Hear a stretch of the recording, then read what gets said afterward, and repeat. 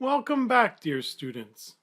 Let's now concentrate on developing personal financial goals. When you study highly effective people, successful, whether they're well known or not, what you find is that almost all of them are goal oriented. They have a vision, they have a dream, but then they sit down and write out what objectives, what goals, what milestones they have to accomplish to get to that dream, to get to that vision. And so we're going to do that likewise. We're going to learn how to develop effective, well written personal financial goals. So let's get started on slide 19. The types of financial goals include those that are influenced by the time frame in which you want to achieve your goals. So before we do anything else, we have to decide what is the time frame, and we'll discuss time frames in just a moment. And we also need to know the need, the priority. Is it very important? Is it not so important? Oh, I couldn't care less, or urgent. And so we break down our goals into short term, intermediate term, and long term. Now, look at this statement at the end of slide number 19. We want you to internalize this. Notice it's all italic, so it's very important.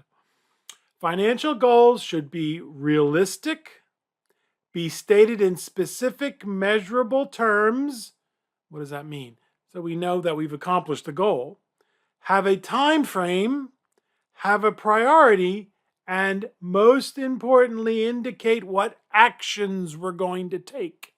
The actions or actions that will lead directly to the fulfillment of the goal. And don't worry, we're going to go through several examples and we're going to have you write your own personal financial goals.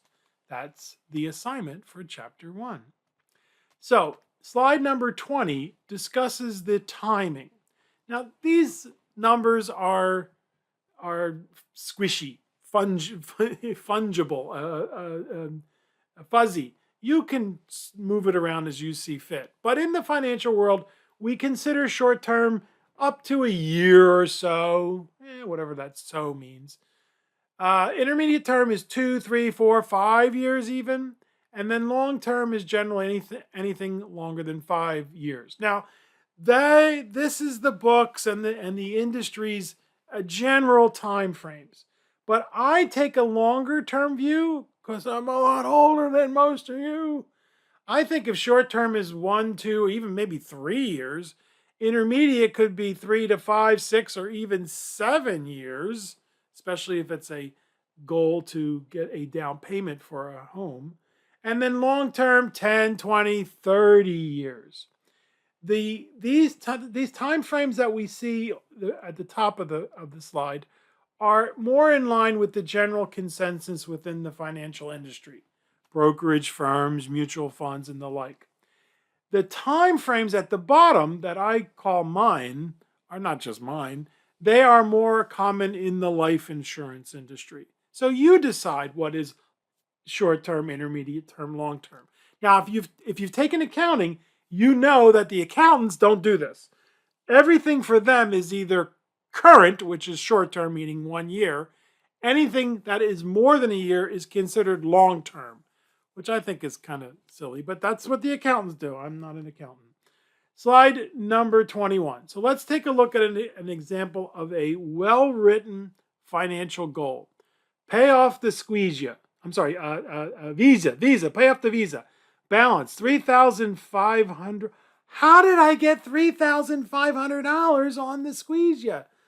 Well, there was that trip to Cancun. Well, she didn't turn out so well, did she? And then the car had a baby, and our sister needed a new transmission. And then the books. Oh my goodness, the books are so expensive. Aren't you glad you're taking the class with 0 textbook costs? Is it easy to get $3,500 on a credit card? Yeah. Is it easy to get it off? No. They've stuck their needle in your arm and now they're sucking your blood at 20% or whatever. So we're going to make it a priority to get this thing paid off. The time frame is 12 months. So what does that time frame belong to? Most people would say 1 year. Yeah, 1 year. Short term. What are the actions to be taken? Reduce dating and clubbing to twice a month. You mean we got to stay home on a Saturday night? Cancel the cable service? Oh, no. Oh, well, maybe, yeah, but the mobile phone? No way. How about getting a cheaper plan? Stop buying coffee at $5. I'm sorry, $6. $10. Starbucks. Stop buying coffee at Starbucks and pay an extra $300 per month. Priority high. Urgent. I want this financial monkey off of my back. How would you measure the success of the goal?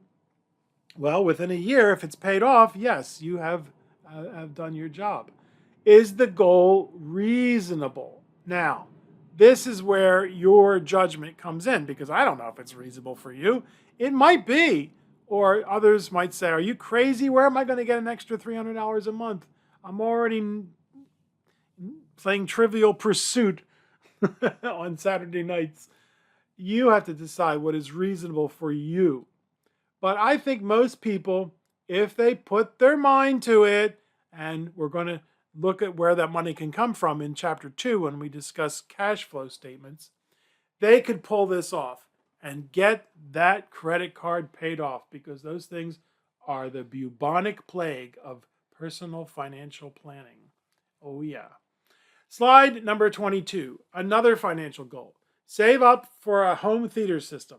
The amount needed is $2,000. Wait, is that realistic? Can you get a home theater system for $2,000? Well, not a super high-end model, but you'd be surprised how much electronics have come down.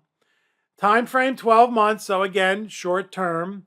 Actions to be taken: take a part-time job at Home Depot, and put $150 per month into a special savings account at the bank. Priority, medium. It's not the most important thing, but we'd like to have that theater system up and working within a year. Would most Americans wait a year? No. They would sign their name on the bottom line of a credit card or some other payment system, and they have to have it now. Yeah, I know, that's the American way, and I don't like it. Oh, they're going to give me 12 months free interest. Right, did you read the fine print? If you don't pay off the whole thing within 12 months or 6 months or 18 months or whatever the time frame is, they go back to the very first day and tack on the interest they would have charged you.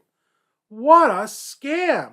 Folks, that's, the saying is caveat emptor, right? Let the buyer beware, let the buyer be screwed. And that's why it's nothing new. Mark Twain said it best, said it well, over 100 years ago. We have the best Congress money can buy. Okay, slide number 23. Save for a down payment on a condominium. We need $15,000. Oh, is that enough these days? Oh, just barely.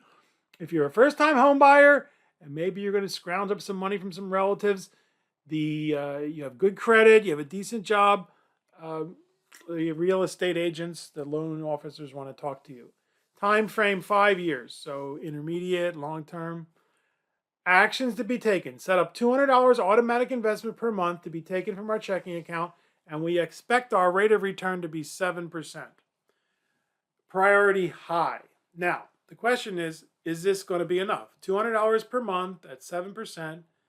We're going to learn how to calculate the future value of this stream of investments today. This is what our ultimate goal, no pun intended, is to learn how to compute the future value of a stream of investments.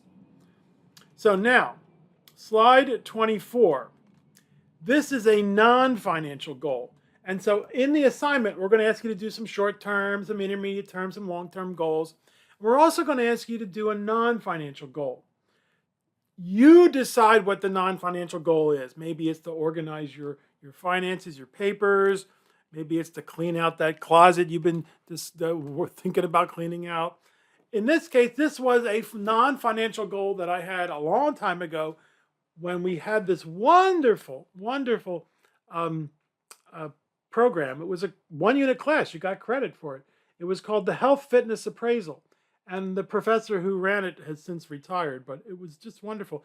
They would do all kinds of lab work, and you would get you on the treadmill and get you to do pull-ups and the like. And he said, Piano, you're doing okay, because I'm aerobic, I ride bikes, but he said you don't need, you need more upper body strength. I want you to be able to do 15 good push-ups. I said, okay, I could do 7, a good push-up, not straight up and down, right? And so I set a goal for myself, 3 months, so short term.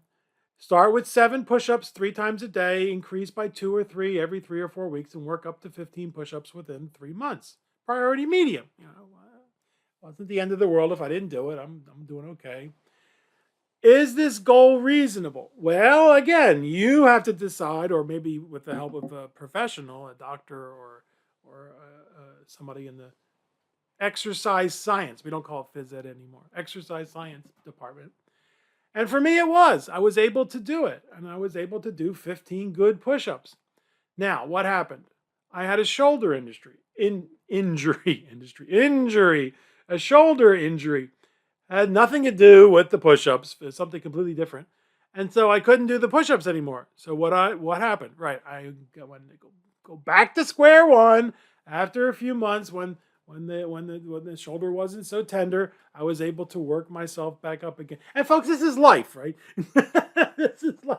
Some of our goals we're going to attain, others maybe not. Who knows? Heartbreak, whatever. And we have to readjust. And then sometimes we have to go back to the drawing board because we got that goal and then it slipped away from us somehow. Make sense? Yeah. And so be kind to yourself. But at the same time, we want you to be motivated and excited about those short-term goals because they give us the motivation and the confidence and the good vibrations of going after those intermediate and long-term goals. Now, slide number 25 is an example of what we call checking for comprehension. Some people call it a formative assessment. Is it both fancy academic words for are you getting it? Is it making sense to you? So, and this is an example of also the kind of question you'll see in the true-false part of the exam, the true-false multiple choice part of the exam. Which of the following goals would be the easiest to implement and measure its accomplishment? Spend less so we can save more each month. A. B. Save $10,000 for a down payment on a condo. C. Save $100 each month to create a $4,000 emergency fund in 40 months by canceling the cable service. Or D. Save enough for a $4,000 vacation next year. Now, in the face-to-face class, we have these A, B, C, D cards. At San Diego State, they have a little button you press. We don't have that kind of money. So we ask the students to raise up their A, B, C, D cards. And what you'll find is a lot of people want to pick A. Spend less so we can save more each month. Why? Oh, it makes sense. And what's the problem? There's no measurable objective. There are no actions to be taken. There's no time frame. And so A plus B plus D are all lacking. The one that we absolutely hate because it pins us down and asks us to actually do something is C. But that's the best goal. That's the well-written, effective goal. We're going to save $100 each month to create a $4,000 emergency fund in 40 months by canceling the cable service. So there's a measurable goal. 40 months, $4,000, time frame, 40 months, action to be taken, canceling cable service. And a lot of people have already canceled their cable service and are now using just the internet. But before in the face-to-face class, we used to ask people, how much pay more than $50? How many people pay more than $100? How many pay more than $150? And we've had people who were paying more than $300 for their cable service. Wow. I thought, okay, there are those opportunity costs. What are you giving up by spending over $300 for 5,000 channels and you only watch 2 of them. Okay, fine. So it is C. So remember this, folks. Resist the urge to pick A and be squishy and vague. Be specific, like C. Tell us exactly what you're going to do, how long it's going to take you, and when are you going to, and what are you going to be, what is going to be done when you're finished. How are you going to know that you're finished? Cool. And we'll discuss this even more when we get to the assignment. And when you turn it in, I'm going to turn around and tell you this is vague. Be specific. How long is it going to take you? What actions are you going to take? How are we going to know that? How do we know you've met the goal? And we have a rubric for you to look at also. And we would go over it together in the face-to-face class, but you're going to do that on your own because this is an online class. But contact me if you want to go through it together. I'd be happy. And of course, there's a commentary, an audio commentary you can listen to. We want you to succeed. We want you to be awesome. We want this to be the best class you have ever taken. Okay, enough. Slide number 26. What's the financial goal of most Americans, right? And yes, people, they say, oh, retirement, oh, buy a house, RV, vacation, to be rich, rich. No. That's what we say, but our actions speak louder than our words. The financial goal of most Americans is to spend everything that you earn. Right. And then spend a little more. Most Americans live beyond their means. And if you listen carefully in your household, another household, you might hear this conversation. Honey, can we make it to the next paycheck? Well, we could if you hadn't gone to that day spa with your sister. You bought those golf clubs and we already... What's the most important financial decision you're going to make in your lifetime? Yeah, who you marry. And so be careful. Yes. How do we do it?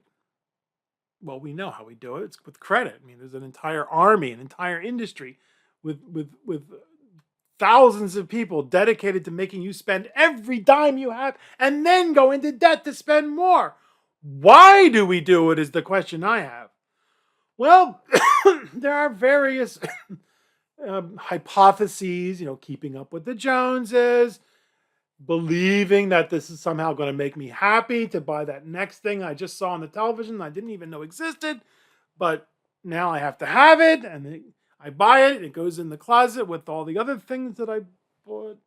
Yes, we're going to change that, folks. We're going to change that. And with just one little sentence, 4-letter words, we're going to infect your psyche.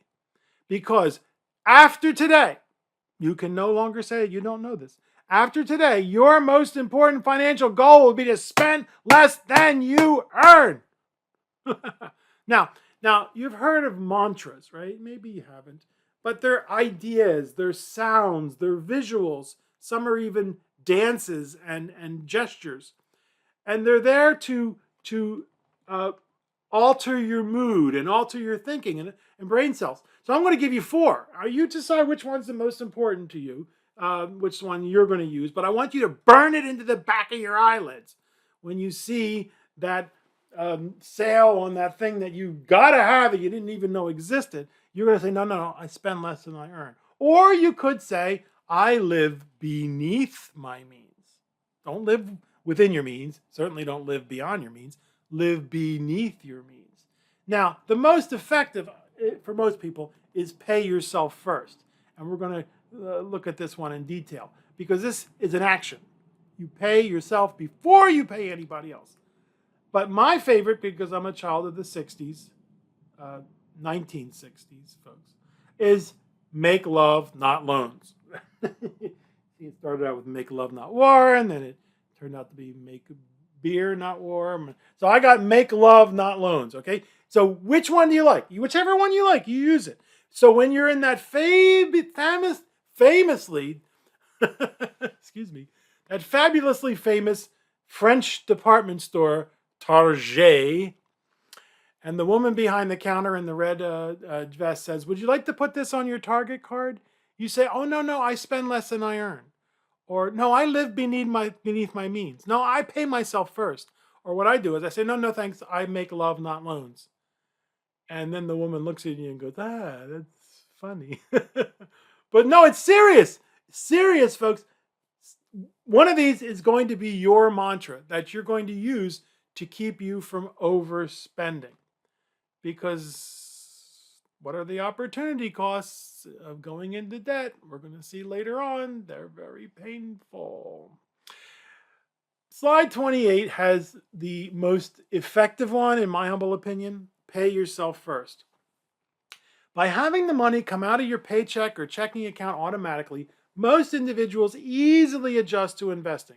It works like a pay raise, only in reverse. If you go down to the bankruptcy courts, you'll see people in very nice clothing making $200,000 a year going through bankruptcy.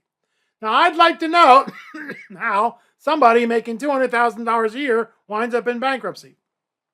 Well, it's actually very easy. Spend $250,000 a year while you're only earning $200,000 a year. You're going to wind up in bankruptcy eventually. So what you'll hear people say is, I'm doing all right. Things are okay. If I just had that 10% raise or an extra $400 a month or whatever, things would be a whole lot better. What happens when they get the raise? They go broke at a higher level.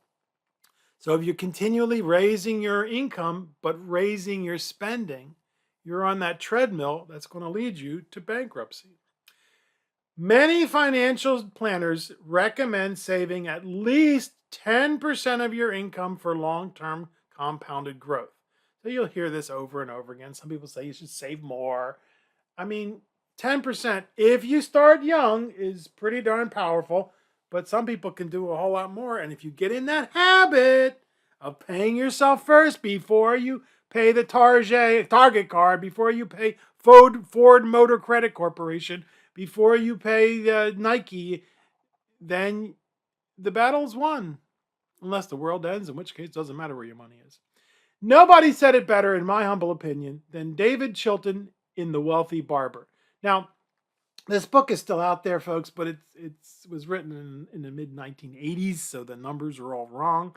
But the concepts are beautiful and perfect, and he has a sense of humor that's even worse than mine, which is hard to believe, folks. That's setting the bar pretty low. And so David Chilton, I don't know what's happened to him. He was on the circuit for a while. He's a kind of a goofball like me, but he said it really, really well. And here's the scenario. The wealthy barber lives in a small Midwestern town, and everyone thinks he inherited his money. But the truth is, no. He started young, investing, slowly, steadily, increasing his investments, and now he's in his 60s, and he's semi-retired. He still works, but he winds up giving out advice to younger folks, financial advice while cutting their hair. And that's the scenario. So here he is discussing the 10% say pay yourself first mantra. The 10% pay yourself first. What am I saying? Solution. It's not the 10% solution. No, it's not the 10% solution. But the process of saving 10% of your salary, 10% of your paycheck, whatever. The magic of compound interest, $30 a month, $1 a day can magically turn into over $1 million. And do you know what is more impressive? You know someone who has done it. Roy, our barber, said proudly. 35 years ago, he was 25 years old, I started my savings with $30 a month, approximately 10% of my earnings. I have achieved just under 13% return per year. In addition, as my income grows, my savings rose accordingly. $30 a month became $60, then $100, and eventually hundreds of dollars a month. You three are looking at a very wealthy man. One of my early students only followed the pay yourself 10% first lesson. He bought the wrong life insurance, abused credit cards, overpaid for his mortgage, did not take advantage of his 401k at work, and lost all $15,000 of an inheritance playing the commodities market. This is a real upbeat, encouraging story, Roy said, Tom. Today, his net worth is $850,000, Tom. $300,000 of it is the equity in his house, but the rest is his 10% savings. He did everything else wrong, but, Kathy started, because he had saved 10% of each paycheck, invested it for long-term compounded growth, today is in great shape, Roy finished. So do check out the book at the library, or you can get it online for a few bucks. It's, as I said, it's pretty old. And read it and laugh at the bad jokes. Okay, now, there are two methods for calculating interest. We're going to not use this one, but you're probably going to hear about it, so I might as well show it to you. I'm not going to ask you about it, certainly on the exam. But it's called the Rule of 72. It's a quick and dirty way for calculating compound interest. You divide your interest rate or your inflation rate by 72, and that is approximately how long it will take the amount to double. So say you have a 10% interest rate. You take 72 divided by 10, that's about 7 years. It'll take about 7 years for your investment to double. When inflation was running at about 3% from the mid-1980s until just a few years, just a year ago or so, we take 72 divided by 3 and we get 24 years. So if you go back 24 years before the COVID-inspired inflation spike, darn stupid microbe, you would see that prices have doubled in 24 years. And the ones to really look at, the prices are cars. Cars follow inflation to almost magically, almost perfectly. Where some other things like computers, no, because their technology is changing all the time. Food and fuel are very volatile. They go up and down a lot. Oh, by the way, people are really upset now about gasoline, which every few years they're always upset about gasoline. I say, you want the price of gasoline to go down? They say, yes. I said, stop buying it. They go, what? I say, stop buying it. Supply and demand, right? If you stop buying it, the demand will go down. The supply will then, if the supply doesn't change, those of you who have taken Econ 101, you know what I'm talking about. But people don't want to believe that. They want to say it's the oil company's fault. No, it's not the oil company's fault. I mean, they're raking in the profits because the price is so high. But it's our fault because we're buying it. What am I going to do? Ride a bike? Yes, ride a bike. Yeah. Anyway, let's continue. I digress. My apologies. Now, there are two ways of calculating interest. Simple interest. We will not use simple interest in this chapter. Don't try to do it on the exam. Interest equals principal times rate times time. We will use it back in when we get to chapter 5. So that's very simple, right? That's why it's called simple interest. If we have $100 and we get 6% in 1 year, that's $6. So after 1 year, we'll have $106. $100 principal plus $6 interest. But we're going to learn in this chapter to use compound interest. Now, we use the future value tables. So we're going to learn how to do those, folks. So relax. They're not hard. All you need is a 99-cent calculator. So if we calculate compound interest, what happens is the next year, we not only earn interest on the original $100, but we earn interest on the interest. That's why it's called compound interest. So $106 times 6% times 1 equals $6.36. And after the next year, you're going to have $112.36. And I know what you're thinking. Big deal, Piano. Well, it is. It is a very big deal over time. The story goes that Albert Einstein, the world's smartest man, was once asked, what's the strongest force in the universe? And he said compound interest. Well, I don't know if that's actually true or not, but it's a cool story. But it is. Let's take a look at how cool it really is for those of us who are younger. When you get to be my age, time isn't on your side necessarily. It's called the time value of money. The increases in the amount of money as a result of interest earned. We're going to learn how to go from the present into the future value. Now it's called compounding. Okay, so just so you know, all right, I'm going to ask you. The opposite of that is called discounting. We're going to go from the future back to the present. Huh? What? Forget it. We're not going to do it in this class. This is just a little sip from the fire hose to let you know this is what we do when we get to the Introduction to Investments class. And again, it's really not that hard. All you need is a 99-cent calculator. The hardest part is getting over the words discounting. What are you going to the store and they're going to no, it isn't, that's a very different word. It's the same word, but it's a very different meaning.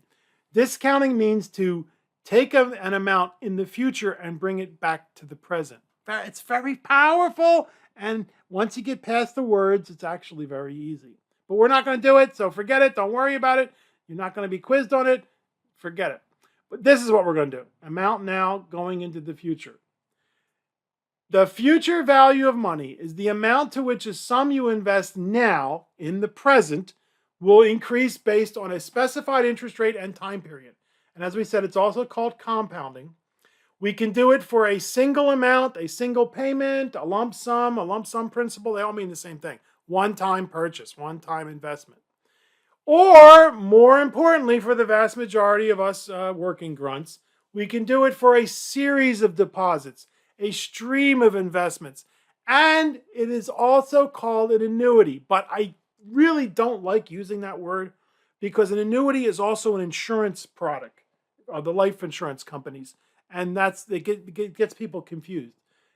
So we're just I should cross out annuity, just cross it out. But I like the term stream of investments because I like to think of it as a river getting wider and bigger until finally it's a huge river going to the ocean.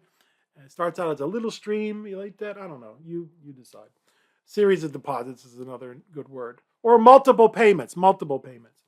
We want you to start investing now while you're early. Now, not today, folks. Especially if you're, still in college and just making ends meet. But by the time you're in your later 20s, early 30s, you can join the rat race or whatever you want to call it, the society, the benevolent machine. You're now part of the machine. Start taking some of that money that you get every paycheck and saving it away for the future. You'll see why in just a moment. Now, here are the formulas. Don't worry, we don't use these formulas. We use the future value tables, which means just looking up a number. But here are the formulas for you math inclined. And so what you see is that the future value for a lump sum payment, a single investment, is equal to the principal times 1 plus the rate to the time. Wait a minute, what is that? You math fans, what is it called when you put something up here in the air? That's called the exponent. And if you know what an exponential graph looks like, it starts off going very slowly and then all of a sudden, it goes up in the air. Yes, that's the exponential graph. And what's the exponent? Time. Yes, the more time we have, the more we get to take advantage of the future value of money. Now, the series of deposits formula is a little trickier, but again, we're not going to use the formulas. I mean, you can if you want. Some of the more math-inclined people can do that. But we, mere mortals, just look it up in the table. And there's, of course, an exercise that we'll do in just a moment here. Now, the present value is the opposite. And present value discounting, I don't like those words. I don't blame you. Not only is it harder to comprehend, it's just not as important for personal finance. It is very important when we get to the Introduction to Investments class. And I've said it before and I'll say it again. The words are more difficult than actually doing the calculations. Doing the calculations is actually very easy once you do them a few times. It's just looking stuff up in a table. Now, the formulas for the present value are the inverse formulas for the future value formulas. So look, it's the same thing except now 1 plus rate to the time is underneath the dividend sign, the division sign. And so instead of going way up in the air, present value starts up in the air and goes way down.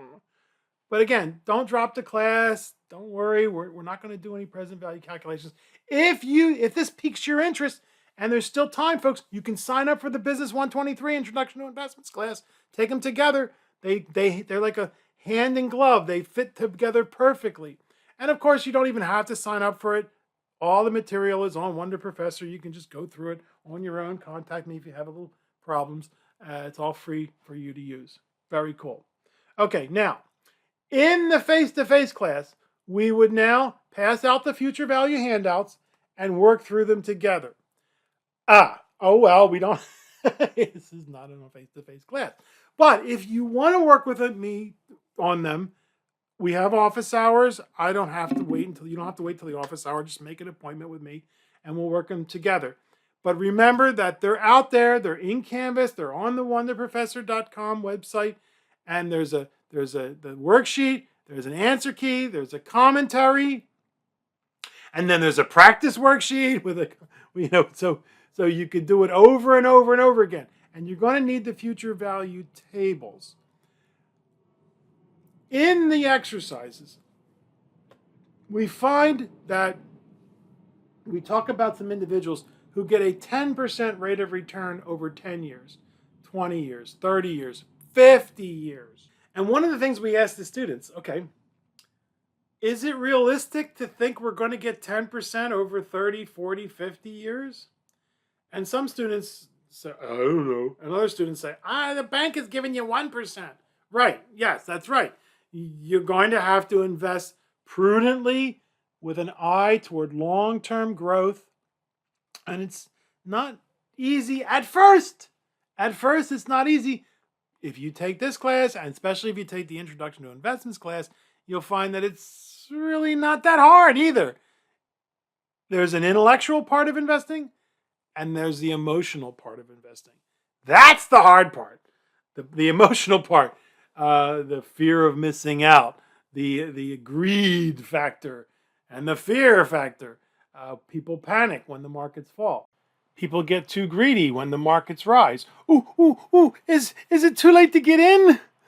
And then you hear, is it too late to get out? But dear students, the news is good. And let me show you that there have been many investments over 50 years in existence that have done better than 10%. As lucky members of the great American economic machine, you too have the ability to invest in these investments. Now, these are just a couple of dozen. The memorable part about these is that they've been around for a long time. Some of them since the 1930s and 40s and 50s and 60s, and even into the early 70s. So, we will spend a goodly amount of time towards the end of the semester discussing investments. If you are so inclined, you still may have time to join one of the Business 123 Introduction to Investments classes. There still should be room to crash. And if not, no big deal. All the material's free online, just like this class, if you don't actually feel like that you need the credit. Or if you want to join next semester, it's up to you. The book is free. The materials are free, just like this class. So, do we have your attention? I certainly hope so. I certainly hope that you've seen that goal setting is an important part of getting your finances in order and realizing your financial goals, realizing your life goals. We are going to learn how to write effective, well-written goals. So make sure you've gone through the assignment sheet and the rubric for assignments, a rubric for the assignment goals to learn how to write effective goals, because I'm going to hold you to it, dear students. We are so proud and happy and honored that you're with us. We want you to be awesome. We want you to be rich. How do you like that? Now, in our next presentation and final presentation for Chapter 1, we will discuss the career aspects of financial planning and learn what the most important financial decision you will ever make is. It's something that you may not consider, but we certainly hope you do after going through the presentation. Again, thank you so much for being in our class. We are very, very proud of you.